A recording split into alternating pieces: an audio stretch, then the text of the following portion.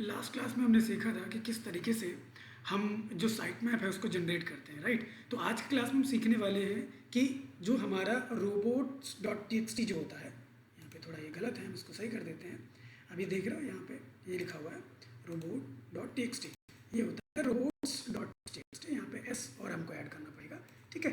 तो ये robots.txt जो है इसको हम कैसे कहीं ना कहीं यूज़ करते हैं, इसका क्या यूज़ एक्चुअली में होता है, किस तरीके से इसका क्या मतलब निकल के आता है, वो चीज़ हम समझने की कोशिश करेंगे, राइट। तो पहला चीज़ तो यही है कि भाई देखो ये हमारा है, ठीक। अब इसके अंदर मान के चलो कि मुझे एक्चुअली में ये कहाँ पे और किस तरीके से यूज़ किया जाता है, ठीक है। इसका क्या एक्चुअल जो एक कहते हैं ना कि छोटा जो एक मकसद है वो क्या है, वो हम पहले समझने की कोशिश करते हैं, कहीं ना कहीं इसका मीनिंग समझने की हम कोशिश करते हैं, ठीक है। robots.txt जो है, robots जो हमारा txt है, ये कहीं ना कहीं अगर मैं यहाँ पे आपको बोलूँ कि ये काम करता है कि हमारे वेबसाइट के अंदर जो हमारा एक बॉट सिस्टम है, गूगल का जो बॉट है, वो अगर आता है तो वो किस तरीके से वहाँ पे रिएक्ट करेगा अलग अलग पेजेस को लेकर, वो robots.txt बताता है। मान के चलो कि वेबसाइट, देखो बेसिकली होता क्या है चीज़ें, सबसे पहले हमारा क्या होता है, हमारे वेबसाइट में क्रॉलर आएगा, ठीक है, जो कि एक रोबोट है, ठीक है, वो आएगा जो कि बॉट है, बॉट भी कहते हैं इसको, ठीक है। वो आएगा, वो हमारी वेबसाइट को क्रॉल करेगा, हर एक पेज को रीड करेगा, उसको समझने की कोशिश करेगा, उसके कंटेंट को समझने की कोशिश करेगा। उसके बाद जब उसको अच्छा लगेगा या लगेगा ये ठीक कंटेंट है, अलग अलग सही तरीके से यूज़ किया है, तो उसके बाद वो उसको अपने इंडेक्सिंग में रख लेगा। इंडेक्सिंग मतलब वो स्टोरेज है जहाँ से वो फिर मार्केट में गूगल के थ्रू दिखाता है, ठीक है। तो उस जगह पे वो स्टोर कर लेगा, तो उसके बाद कहीं ना कहीं वो हमारा डेटा जो है मार्केट में दिखता है। तो अगर ये स्टेप्स हैं, तो जब एक बॉट आ रहा है, आके वो पेज को रीड कर रहा है, तो हम उसको एक बैकएंड से कोड दे देते हैं कि जी ये पेज है, इसको आपको रीड करना है, ये पेज है आपको रीड नहीं करना है, इसको आपको कहीं ना कहीं अपने इंडेक्सिंग सेक्शन में डालना है और इसको आपको इंडेक्सिंग सेक्शन में नहीं डालना है। तो इस तरीके से आप उसको जो है एक कमांड देते हैं robots.txt के थ्रू। मतलब कि ये अगर आपका कोई ऐसा पेज है जिसको आप इंडेक्स नहीं कराना चाहते, तो आप उसको robot.txt में डालेंगे। वो करते कैसे हैं, क्या तरीका है, वो चीज़ें भी हम देखेंगे। एक मैं यहाँ पे लिख देता हूँ, means how you want bot, आप कह सकते हैं Google bot to react on your pages, ठीक है। तो वो हम यहाँ पे इस तरीके से लिख सकते हैं, ठीक है। तो ये हमारा कहीं ना कहीं काम करता है robots.txt। अब देखो मैं बात आती है कि भाई robot.txt जो हमारा एक पर्टिकुलरली एक जो एक तरीके का कोड होता है, जो हम कहीं ना कहीं अपने डेवलपर को देते हैं, अपने URL को मेंशन करते हुए कि कौन सा URL इंडेक्स होना है, कौन सा नहीं होना है, और फिर डेवलपर उसको जो हमारा रूट डायरेक्टरी होता है उसके अंदर उसको डालता है। और रूट डायरेक्टरी क्या होता है, रूट डायरेक्टरी हमारा एक ऐसा सेक्शन होता है जहाँ पे हमारे सारे कोड्स रखे होते हैं, तो उन कोड्स के बीच में उनको डालना होता है। तो बस आपको डेवलपर को देना और बोलना कि रूट डायरेक्टरी में डाल दो, वो उनको डाल देते हैं, ठीक है। तो चलते हैं वेबसाइट के ऊपर, देखते हैं कि क्या हमारी वेबसाइट में robots.txt लगा है कि नहीं। तो जैसे हमने साइट मैप का चेक किया था, ऐसे हम इसका भी चेक करेंगे। इसका लिखेंगे robots.txt, जैसे मैंने बोला robots पूरा लिखना .txt। अब एंटर करेंगे हिट, तो यहाँ पे आप जैसे देखोगे, ये देखो आपका एक यहाँ पे लोड होके आ गया। अब यहाँ पे कुछ कोड है, ये कोड हमें कहीं ना कहीं यूज़ करना पड़ता है। यहाँ देखो यूज़र एजेंट, और आप यहाँ पे स्टार करके यहाँ पे देख पा रहे हो, ठीक है। अब यहाँ पे क्या है, यूज़र का मतलब क्या है, यूज़र एजेंट का मतलब, यूज़र एजेंट का मतलब है कि भाई ये जो कोड डला हुआ है, ये जो कोड डला हुआ है ये किसके लिए है। अब अगर स्टार है, इसका मतलब ये है कि कितना भी हो, चाहे वो याहू हो, चाहे वो बिंग हो, चाहे वो कोई दूसरा सर्च इंजन क्यों ना हो, चाहे वो गूगल ही क्यों ना हो, कोई भी आके आपके पेज को इंडेक्स कर सकता है, मतलब क्रॉल करके इंडेक्स कर सकता है, राइट। तो आप सभी को ये कमांड दे रहे हो। लेकिन अगर आप यहाँ स्पेसिफिक हो जाते हो, जैसे गूगल के लिए आप गूगल लिखते हो, ठीक है, आप कोई दूसरे प्लेटफॉर्म के लिए दूसरा प्लेटफॉर्म का नाम लिख देते हो, तो पर्टिकुलरली उसी के लिए हो जाता है, फिर वही इसको आके इंडेक्स करेगा और कोई इंडेक्स नहीं कर सकता। तो ये चीज़ें हैं, इसके लिए हम ये डालते हैं। इसके अलावा यहाँ देख लो disallow, what do you mean by disallow. Disallow का मतलब होता है कि कौन इसको डिसअलाउ करेगा। मैं थोड़ा बड़ा करके दिखा देता हूँ। अब यहाँ देखो ये लिखा अलाउ, डिसअलाउ, और यहाँ पे डिसअलाउ में क्या क्या चीज़ें डिसअलाउ हो रखी हैं आपकी। WP कंटेंट, ये चीज़ आपका इंडेक्स नहीं होगा क्योंकि ये भी कहीं ना कहीं URL में आता है। इसके अलावा अपलोड्स नहीं आएगा, WC लॉगिन्स वाला सेक्शन है ये नहीं आएगा, यहाँ पे WP कंटेंट नहीं आएगा, अपलोड्स, WooCommerce जेंट फाइल्स नहीं आएगा, WP कंटेंट अपलोड्स, वो कॉमर्स अपलोड्स, ये सब चीज़ें WP एडमिन, ये आपके कोई भी एक्शन नहीं होने वाला है। लेकिन यहाँ पे अलाउ में आपको WP एडमिन ajax.php ये जो चीज़ है आपका यहाँ पे अलाउ हो रखा है, राइट। तो ऐसे करके देखो आपका ये वाला फंक्शन कहीं कौन सा इंडेक्स होना है कौन सा नहीं होना है यहाँ पे वो दे रखा है। स्टार्ट योस्ट ब्लॉक करके यहाँ पे भाई कहीं ना कहीं हमारा हमने जो योस्ट प्लगइन को इंस्टॉल किया था ये उसी के थ्रू बाय डिफ़ॉल्ट आ गया है, इसीलिए आपको ऐसा देखने को मिल रहा है। अब मान के चलो कि भाई मुझे अपना बनाना है तो मैं कैसे बनाऊंगा, ठीक है। इसके लिए आपको क्या करना पड़ेगा, आपको बस इतना यहाँ से कॉपी करना है, ठीक है। इसको कॉपी कर लो। हालांकि मैं ऐसे कॉपी करके बता रहा हूँ, आपको नॉर्मल मार्केट में भी कोड मिल जाएगा या आप इस कोड को याद कर सकते हो, इसी कोड को यूज़ करना। मैं नोटपैड ओपन कर लेता हूँ, मैं नोटपैड ओपन कर लिया। अब देखो नॉर्मल एक नोटपैड है, इस नोटपैड का नाम लिख के आपको नोटपैड में डालना होता है, ठीक है। यही डाल के आपको अपने डेवलपर को शेयर करना होता है। तो मैं इस कोड को यहाँ पेस्ट कर देता हूँ और इसको भी हम थोड़ा सा बड़ा कर लेते हैं, ठीक है। इस तरीके से हमने बड़ा कर लिया। अब यहाँ आप देख पा रहे हो कि भाई यूज़र एजेंट स्टार्ट अलाउ है, डिस अलाउ है। मान के चलो कि भाई हम पहले इनको यहाँ से हटा देते हैं क्योंकि मुझे जो रखना है मैं वही रखूँगा, ठीक है। मैं यहाँ पे हटा देता हूँ,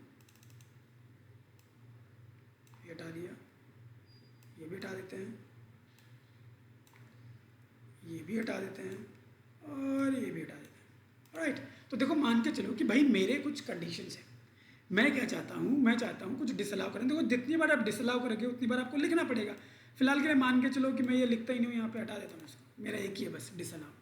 अब डिसअलाउ में मान के चलो कि मेरा वेबसाइट है, लेट्स ओपन वेबसाइट, ठीक है। यहाँ ओपन करते हैं, दोबारा से ओपन कर लेते हैं, ठीक है। अब ये मेरा वेबसाइट है, दिस इज़ माई वेबसाइट, ठीक है। इसको हम थोड़ा छोटा कर लेते हैं और लेट्स मेक इट 100। तो यहाँ देखो ये मेरा वेबसाइट है। अब इस वेबसाइट में मैं कोई पेज है जिसको मैं कहीं ना कहीं हटाना चाहता हूँ, मैं चाहता हूँ कि वो इंडेक्स ना हो। अब जैसे कुछ चीज़ें क्या वो कौन से पेज हैं जिनको हमें करना चाहिए, राइट। वो कौन कौन से पेज, जैसे मैं दोबारा एक बार ओपन करता हूँ वुमेन वाला section, I don't see the product,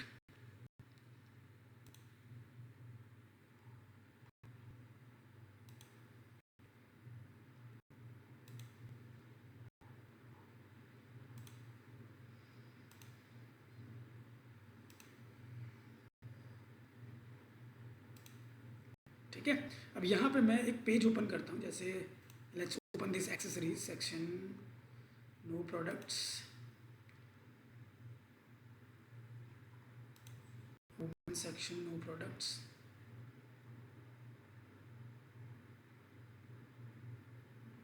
ठीक है। हम यहाँ पे एक बार देख लेते हैं हमारे प्रोडक्ट में यहाँ पे देखने को मिल रहा है। हम यहाँ से स्क्रॉल करते हैं एक बार और ये रहा हमारे प्रोडक्ट्स यहाँ पे है, इसको ओपन कर लेते हैं। अब देखो थिंक समथिंग इज रॉन्ग, हमारे प्रोडक्ट्स हमें दिखाई नहीं दे रहे। Big deal. अब मान के चलो कि भाई कोई सेक्शन है, मतलब यहाँ से मैं यहीं से ले लेता हूँ। मान के चलो एक कॉन्टैक्ट अस पेज है, I don't want my contact us page ये इंडेक्स हो, मैं चाहता नहीं वो इंडेक्स हो। अगर मैं इस पेज को इंडेक्स नहीं करना चाहता तो इस केस में मैं क्या करूँगा, मेरे को पूरा URL यहाँ पर डालने की ज़रूरत नहीं है। हालांकि मैं डाल सकता हूँ, ठीक है, पूरा URL भी डाल सकता हूँ, बट वो उसके डालने की ज़रूरत होती नहीं है क्योंकि मुझे स्पेसिफिक पेज को करना है, राइट। तो उसके लिए मैं क्या करूँगा, इतना उठाऊँगा सिर्फ यहाँ से, आई कॉपी दिस, यहाँ से इसको कॉपी करेंगे, वापस जाएंगे और हमारा कहाँ है नोटपैड, हम नोटपैड ओपन कर लेते हैं। यहाँ डिसअलाउ देख रहे हैं, यहाँ पे आपको ये पेस्ट करना है लाइक दिस, ठीक है। आप यहाँ पे स्पेस नहीं देना चाहो नहीं दे सकते हो, दे दो, कोई दिक्कत नहीं है, ठीक है। बट आपको ऐसे करके लिखना है ये यूज़र एजेंट और उसके बाद आपको डिसअलाउ करके ऐसे डाल देना है। तो ये पेज आपका कहीं ना कहीं वो इंडेक्स नहीं करेगा। अगर आपको और डालना है तो आपको और डालने के लिए अगेन आपको क्या करना पड़ेगा, इसको कॉपी करना पड़ेगा, यहाँ से एंटर दबा के आपको दोबारा ये रखना पड़ेगा और उसके बाद आपको दोबारा से जो नया पेज आपको नहीं रखना है उसका ये डालना पड़ेगा। जैसे मैं जाता हूँ यहाँ पे ऐड टू कार्ट वाले सेक्शन में और ये कंटिन्यू शिपिंग में जाता हूँ और यहाँ पे आप देख रहे हो ये मान के चलो मेरा स्टोर पेज है and I don't want my this store page, ये मेरा जो स्टोर पेज है मैं इसको भी इंडेक्स नहीं करना चाहता, मैं इसको भी कॉपी करूँगा, I will go back to my notepad and here I will paste it. तो इस तरीके से मुझे जिन पेजेस को नहीं करना है वो मुझे डालना पड़ेगा। लेकिन अब ये तो हुआ कि भाई जिन पेजेस को नहीं करना है, अगर मुझे किसी पेज को करना है तो देखो बाय डिफ़ॉल्ट क्या होता है, अगर आप नहीं करना चाहते हो तो फिर तो आप डाल दो, लेकिन करना चाहते हो तो उसको डालने की ज़रूरत नहीं पड़ती है, ठीक है।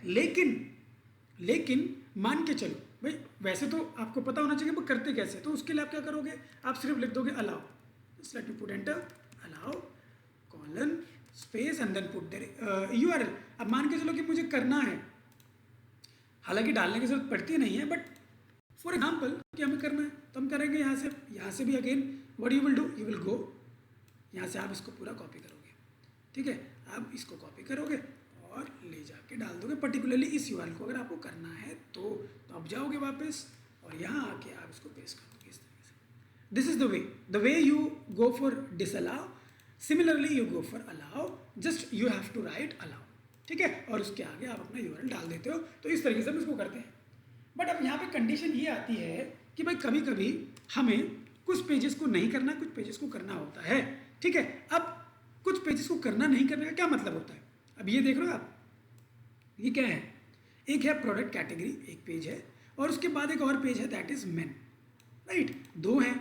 अब अगर मैं प्रोडक्ट कैटेगरी को डिसअलाउ करता हूँ और मेन वाले को नहीं करता हूँ, अब डिसअलाउ करता हूँ इसको तो मैं ये हटा दूंगा ऐसे, याद रखिएगा फॉरवर्ड स्लैश जो आपको आगे से है वो भी डालना पड़ेगा क्योंकि वो डालना बहुत ज़रूरी है, ठीक है। तो यहाँ पे अगर आप ये डालते हो इस तरीके से तो ये तो आपका हो गया अलाउ, ठीक है, यह मान के चलो इसको भी मैं डिसअलाउ कर देता हूँ।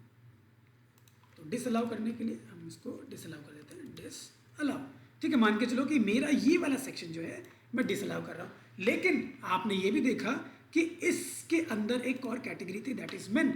यहाँ अगर मैं वापस आता हूँ वेबसाइट पे अपने, तो here you can see I just moving main section from here and putting enter, तो आप मेरे जो प्रोडक्ट कैटेगरी वाला पेज है वो ओपन हो जाएगा, हालांकि वो अभी दिख नहीं रहा है, but you have that page, right. तो यहाँ पे पेज का यूआरएल बनता है, तो गूगल तो हर एक चीज़ को क्रॉल करता है, they are crawling this page now, ये यहाँ पर है, इस तरीके से आपको देखने को मिल रहा है। लेकिन इसके अंदर कहीं ना कहीं हमारा क्या आता है, मेन आता है। अब प्रोडक्ट कैटेगरी के अंदर मेन है, मैं चाहता हूँ कि मेन वाला जो कैटेगरी का पेज है वो तो क्रॉल हो बट ये क्रॉल ना हो। तो ऐसे केस में आपको जिस पेज के अंदर ये आ रहा है आपको उस पेज के साथ पूरा का पूरा आपको अलाउ करना पड़ेगा। क्यों? क्योंकि डिसअलाउ में आपका ये वाला है, तो अलाउ में आपका क्या जाएगा, अलाउ में आपका पूरा आएगा, जैसे allow colon and then put the detail. यहाँ पे देखो इतने में हमारा सिर्फ ये हमने डाला, लेकिन इसमें हमने पूरा डाला, पूरा यूआरएल। इससे ये पता लगता है कि भाई इस पेज के अंदर हम इस वाले पर्टिकुलर पेज को, मतलब यूआरएल वाले पेज को हम इंडेक्स करना चाहते हैं। इस केस में आपको डालना पड़ेगा, अदरवाइज वो क्या करेगा, आपका वो उसको अलाउ नहीं करेगा। इस पेज में जब आएगा गूगल का क्रॉलर और क्रॉल करेगा, वहाँ पे जब उसको मेन वाला सेक्शन मिलेगा तो उस मेन वाले सेक्शन को भी इग्नोर कर देगा। क्यों कर देगा? क्योंकि हमने डिसअलाउ किया हुआ है, ठीक है, क्योंकि वो उसके अंदर ही है।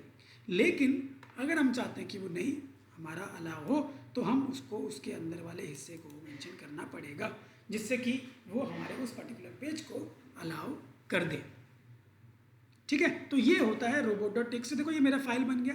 What I will do now, I will do save my file. मैं जाऊँगा यहाँ पे फाइल में न्यू एज सेव कर देते हैं। चलो यहाँ पे सेव में क्लिक कर देते हैं और यहाँ पे आप जो भी नाम रखना चाहो रख सकते हो। जैसे मानता हूँ मैं रखता हूँ मैं robot.txt रख देता हूँ, robot, ठीक है, .txt।